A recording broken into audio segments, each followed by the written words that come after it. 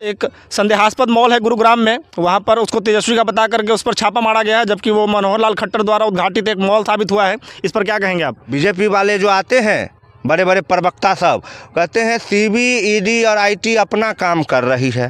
बिल्कुल जनाब, आपकी बात से मैं सहमत हूँ। वो एजेंसियां हैं तो अपना काम करेगी भी, लेकिन ये एजेंसियां सरकार बदलने के बाद कैसे नींद से जगती है, ये बतवा सलाह हमारा भेजा। में आज 30 वर्षीय युवा जब उप मुख्यमंत्री के पद पर आता है तो शुरुआती 7 दिनों तक वह सिर्फ रोजगार की बात करता है। तो ये तबाह करने के जो शुरुआती रुझान है, इससे आपको लगता है कि तेजस्वी को अच्छे से काम करने दिया जाएगा आगे? देखिए, सच्चाई का जो मार्ग होता है वो बहुत ही कठिन होता है।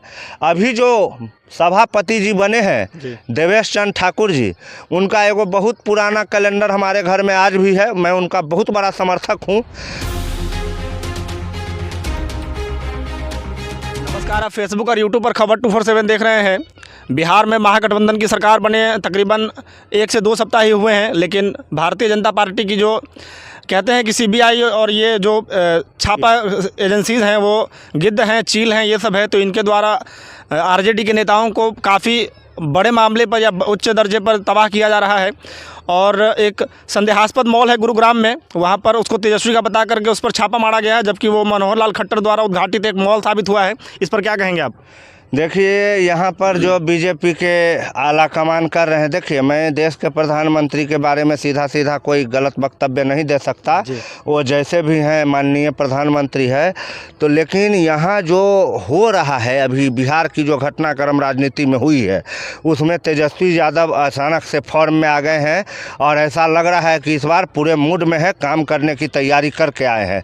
क्योंकि उन्होंने, जो आदमी फेल होता है ना, कोई मामला में जो फेल हो जाता है, वो चुनाव हारा हुआ व्यक्ति है, उसको पता है कि क्या करके जनता के दिल में जगह बन, उसको मुख्यमंत्री बनना है, उसको विधायक नहीं बनना है, उसको एमपी नहीं बनना है। तो मुख्यमंत्री बनने के लिए पूरे राज्य के जनता को जो है ना, कैसे आगे बढ़ाया जाए, उसको कैसे खुश रखा जाए, इस बात की जिम्मेदारी होती है मुख्यमंत्री की।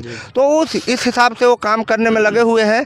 और देखिए, सीबी और ईडीआई और आईटी, इनकम टैक्स, ये तीनों एजेंसियां जो है, इसका रेड होना, अब बीजेपी वाले जो आते हैं बड़े बड़े प्रवक्ता सब कहते हैं सीबी ईडी और आईटी अपना काम कर रही है।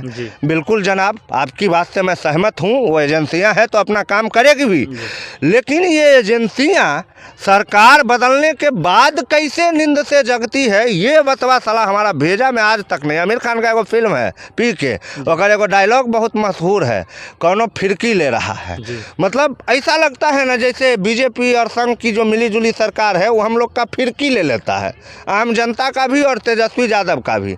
मैं आपको एक बात बताऊं, मेरा एक ऐसे ही रिश्तेदार है दूर का, वो हमको ज़िंदगी में कभी फ़ोन नहीं करता है, लेकिन जिस दिन वो कुछ बढ़िया मतलब मूड में रहा, 10 बजे 11 बजे रात में फ़ोन करेगा, नहीं उठाएंगे तो 5 बार 7 बार करेगा। 1 घंटा अल बल हम ये कमाए, हम फ्लैट खरीद रहे हैं, हम गाड़ी खरीद रहे हैं, मैंने हवाई जहाज़ से आते हैं, ऐलान करते हैं, प्लान करते हैं, 1.5 घंटा भाषण करेगा। मेरा इतना उसको गुस्सा आते रहता है कि साला मज़ा आ रहा है तुमको और पका रहा है मेरे को। तेजस्वी यादव जैसे उभरते हुए जो सितारे हैं, उसको बीजेपी की जो आँखें हैं काफ़ी पुरानी नज़र, वो पचा नहीं पा रही है। तेजस्वी का चमक उनको आँख में गर रहा है, और गरना भी चाहिए, क्योंकि एक छोटा सा बच्चा बहुत अच्छा काम किया है, जिसके बारे में आप 78 बार डेली बोलते हैं, नौमी फेल।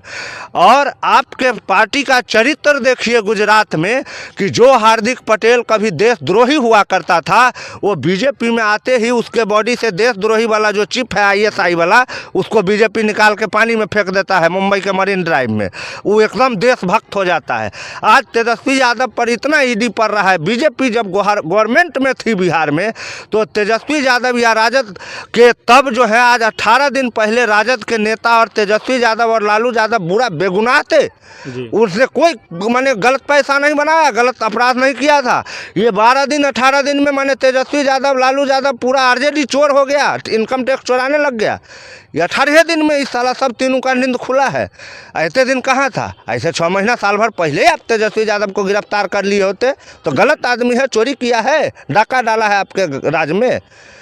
कुछ नहीं है। ये एक मानसिक रूप से किसी युवा को कमज़ोर करने का जो तरीका है वो अपनाया जा रहा है वरिष्ठ लोगों के द्वारा। खेद की बात ये है कि जो बड़े लोग हैं, बुजुर्ग नेता है राजनीति में और जो बड़े पद पर हैं, उनको चाहिए था कि युवा पीढ़ी के नेता को वो आगे खींचते, हाथ खींचते कि हाँ आओ तुमको सपोर्ट करते हैं, अच्छा करो, जनता के लिए अच्छा करो। पहले जो होता था ना नेता लोग, उससे जब कोई काम खराब हो जाता था तो अपना जिम्मेदारी लेते हुए उस पद से इस्तीफा दे देता था। दुनिया का सबसे बड़ा रेल दुर्घटना 2.5 साल में हुआ, रेल मंत्री नीतीश कुमार इस्तीफा दे दिया। तो नीतीश कुमार ट्रेन ठोका था जाके, वो जिम्मेदार व्यक्ति था।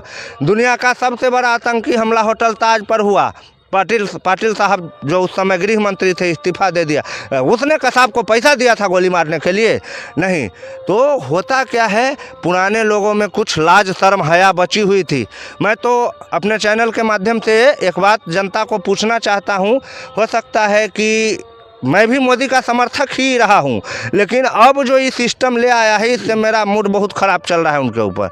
मोदी जी 2014 के चुनाव जीतने के बाद कहे थे कि सक्रिय राजनीति में 70 साल से अधिक उम्र के व्यक्ति ना रहे, और ये कह करके आडवाणी जी को कोई महत्वपूर्ण पद नहीं मिला था।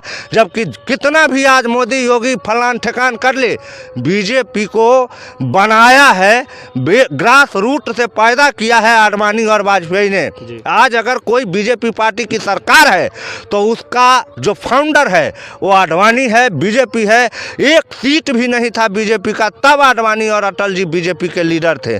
आज आप उनको दरकिनार क्यों कर दिए? क्योंकि वो 70 साल से अधिक का है। आपका दिल कितना कठोर है, आपको जरा भी दिल में शर्म नहीं लगा कि जो आप कहते हैं कि माँ बाप का सेवा क्यों करना चाहिए, क्योंकि वो हमें जन्म दिया रहता है, प्रतिपाल किया रहता है। तो बीजेपी का माँ बाप तो आडवाणी भी हुआ ना, जन्म दिया, पार्टी को बड़ा किया, और आज इस लेवल पर आप हैं कि गर्व से कहते हैं कि बीजेपी के 340 सीट आया। ये नहीं होता। बहुत परिश्रम श्यामानंद मुखर्जी ने शुरुआत किया था, वहाँ से परिश्रम करते करते एक पार्टी बनी है जिसके विचारधारा हिंदुत्व के काफ़ी करीब है और जो न्याय प्रिय काम है उसके करीब है। अन्याय के खिलाफ पार्टी बनी, पहले जनसंघ बना, फिर बाद में बीजेपी बना। लेकिन आप आज क्या कर रहे हैं, एक बिहार के उप मुख्यमंत्री के पीछे अपनी तमाम एजेंसियों को काहे लगा दिए हैं? डर के मारे लगा दिया। ये आपका डर दिखाता है कि अगर तेजस्वी उभरा तो हम लोग का भी काला चिट्टा खोल देगा। अगर नीतीश कुमार दिल्ली में आ गया तो क्या होगा आपको भी पता है और मुझे भी पता है, क्योंकि किसी की जो सच्चाई है कब खुलती है मालूम है? जब वो पद पर से हटता है। भारत में पद का बड़ा दुरुपयोग होता है, लेकिन जैसे ही हटता है तो मालूम कितना को देखा होइएगा, वो मंत्री था जेल में सड़ रहा है। देखिए, न्यायिक जब जांच होगा ना सही तरीके से, वो जब केंद्र में सरकार बदलेगी तब। अच्छा, एक 31 वर्षीय युवा जब उप मुख्यमंत्री के पद पर आता है तो शुरुआती 7 दिनों तक वह सिर्फ रोजगार की बात करता है। तो ये तबाह करने के जो शुरुआती रुझान है, इससे आपको लगता है कि तेजस्वी को अच्छे से काम करने दिया जाएगा आगे? देखिए, सच्चाई का जो मार्ग होता है वो बहुत ही कठिन होता है। अभी जो सभापति जी बने हैं देवेश चंद्र ठाकुर जी, उनका एगो बहुत पुराना कैलेंडर हमारे घर में आज भी है। मैं उनका बहुत बड़ा समर्थक हूँ। देवेश चंद्र ठाकुर जी की एक लाइनें मुझे आज भी याद है, सत्य पराजित हो सकता है लेकिन परास्त नहीं हो सकता है। तो तेजस्वी अपना काम करे, लोग पीछे लगते रहेंगे। कहावत है हम लोग के गाँव घर में, हाथी चले बाजार तो कुत्ता भूखे हजार। उस सब को आने दीजिए, आपने गलती नहीं किया है। बिहार का तमाम पब्लिक आपके साथ है, आप उनके साथ रहिए। और जो बिहार के लोगों की ज़रूरत है, जैसे लाइट वाइट ज़्यादा नहीं काटिए, गाँव घर में लाइट वाइट दीजिए, जो राशन पानी मिल रहा है, जो सुविधा आपसे हो पाता है, जो अयासी की सामान है, मोबाइल, टीवी, फ्रिज, अलमीरा, एसी, उस गाड़ी, उस पर टैक्स और बढ़ाइए आप, कोई दिक्कत नहीं है। लेकिन गरीबों के जो ज़रूरत की सामान है उसको आप थोड़ा लिमिट में लाइए और कोशिश कीजिए कि आप जिस मट्टी से जुड़े हुए नेता है, लालू यादव के बेटा है, तो उनके जैसा बनिए और गरीबों का दर्द समझिए। CBI, ED और IT जो है ना, तबाह हो जाएगा, परेशान हो जाएगा, आपका कुछ नहीं उखाड़ पाएगा। अच्छा, तेजस्वी यादव ने कल जो प्रेस कॉन्फ्रेंस किया था उसमें उन्होंने बहुत गर्म लहजे में कहा था कि जो मीडिया चैनल सूत्रों के हवाले से ये चैनल चलाते हैं कि तेजस्वी का मॉल है उसको हम भी कुछ कहते हैं, हमारे हवाले से, सूत्रों के हवाले से बीजेपी नेताओं पर छापा मारे तो माने? देखिए, मीडिया चैनल जो है वो तेजस्वी यादव का सही कहना है, बहुत सारा मीडिया चैनल जो है बिक चुका है। अब ये बात मैं आपको कितना बार कहूँ, सब चैनल बिका हुआ है। आपको नहीं लगता है कितना वीडियो आया? देखिए, रात का 9 बजे शो जो होगा तो इधर अपना सुधीर चौधरी जी, उधर अपना कौन है वो डीएनए राकेश डीएनए कौन प्रेजेंट करता है? राकेश रंजन या राजीव। हाँ, ये ब्लैक एंड व्हाइट। और एगो और है उधर कोनो रुबिका लियाकत, तो करता सोए का नाम अजब गजब है, मास्टर स्ट्रोक, सीधा 4 रन के लिए बाउंड्री लाइन के बाहर। तो ये सब जब करती है डिबेट ना, सबका मेथड एक गो होता है। कई गो वीडियो में प्रूफ कर दिया है।